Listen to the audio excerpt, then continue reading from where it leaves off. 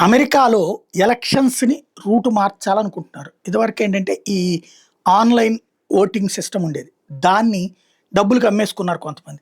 అట్లాగే బ్యాలెట్స్‌ని బేస్ చేసుకొని అక్కడ బాక్సులేసేస్తారు నెలలకు ముందే.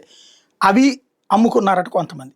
దీంతో భారతదేశం అంటే ఇంతవరకు ప్రపంచానికి మేము నేర్పుతామనేటటువంటి అమెరికా, భారతీయ ఎన్నికల తరహాలో తమ దేశంలో మార్చుకోవాలనుకుంటున్నారు.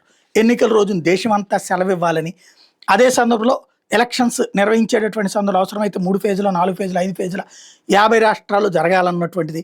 ఓటర్ ఐడీ కంపల్సరీగా 50 రాష్ట్రాల్లో కూడా ఉండాలన్నటువంటిది.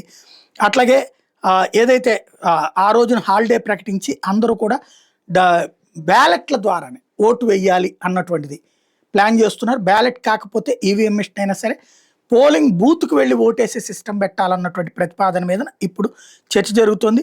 అమోల్ స్క్విజ్నర్ దీన్ని హైలైట్ చేస్తున్నారు. ప్రజాస్వామ్యం కాపాడుకోవాలంటే తప్పనిసరి అని తేల్చి చెప్తున్నారు.